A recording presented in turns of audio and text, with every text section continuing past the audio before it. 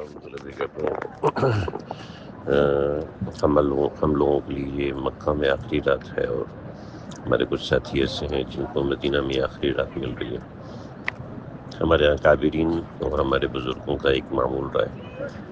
کہ جب بھی مکے میں یا مدینہ میں آخری رات ہوتی ہے تو خاص طور پہ اس رات کے اندر جو مکہ میں ہوتے ہیں تو طواف کرتے ہیں، ملتزم پہ آتے ہیں، دیوار کعبہ سے آگے لپٹتے ہیں، اللہ سے معافی مانگتے ہیں کہ سفر میں ہم سے جو کمیاں ہیں، جو کوتاہیاں ہیں، ان کو معاف فرما دیں۔ طواف کرتے ہیں، توبہ کے نفل پڑھتے ہیں، اللہ سے معافی مانگتے ہیں، اور بالکل اس طرح جاتے ہیں جیسے ایک بلکتا ہوا بچہ اپنے ماں سے بچھڑ کر کسی دوسری جگہ پہ جا رہا ہوتا ہے۔ اللہ سے مقدر کی دوبارہ معافی مانگتے ہیں کہ دوبارہ یہاں پہ آنے کو مقدر بنائیے، بار بار آنے کو اللہ تعالیٰ میرے حصے میں لکھ دیجیے۔ جو اس سرزمین پر کمیاں ہوئی ہیں، کسی کو کوئی ایسی بات کر دی، کسی کو کوئی دھکا دے دیا جس کی وجہ سے میرا عمل مردود ہو گیا، میرا آنا مردود ہو گیا، تو اس کو معاف فرما دیجیے۔ غیر اختیاری عمل ہو جاتا ہے، کوئی کمی کوتاہی ہو جاتی ہے، کوئی ہنسی مزاح ایسا ہو جاتا ہے جو کہ دوسرے کو برا لگ جاتا ہے، اور اللہ تعالیٰ اس کو لکھ لیتے ہیں کہ بس اس بندے کو نہیں آنے دینا۔ کوئی شکوہ گلہ ہو جاتا ہے، کوئی شکایت ہو جاتی ہے، انسانی فطرت ہے، انسانی تقاضا ہے، شکوے گلے ہو جاتے ہیں۔ کبھی کھانا اچھا نہیں لگا، کبھی پانی اچھا نہیں لگا، کبھی بدہضمی ہوگی، کبھی کچھ ہو گیا، کبھی چلنا زیادہ پڑ گیا، کبھی تو منہ سے ایسی بات نکل جاتی ہے جو کہ اللہ کے کاغذات میں یہ ناپسندیدہ بات ہوتی ہے۔ تو ایسا نہ ہو کہ اللہ رب العزت اس کو لکھ لیں اور آنے کو مقدر سے نکال دیں، کیونکہ تقدیر تو اللہ کے ہاتھ میں ہوتی ہے۔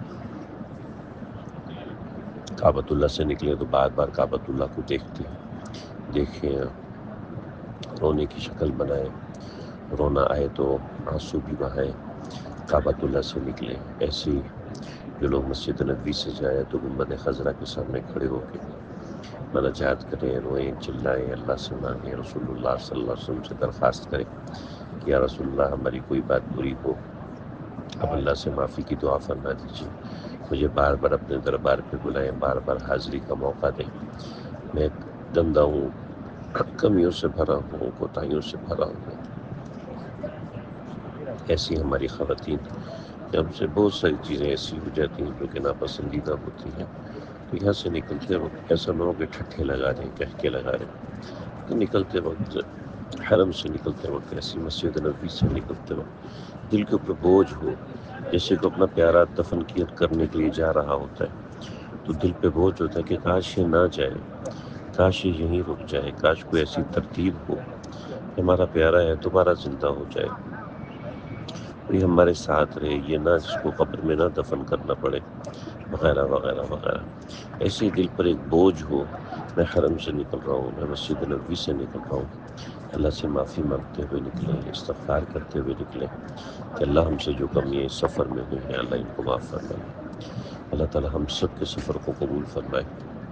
ہم سب کے معاملات کو قبول فرمائے۔ ہم بطور انسان شر سے بھرے ہوئے ہیں،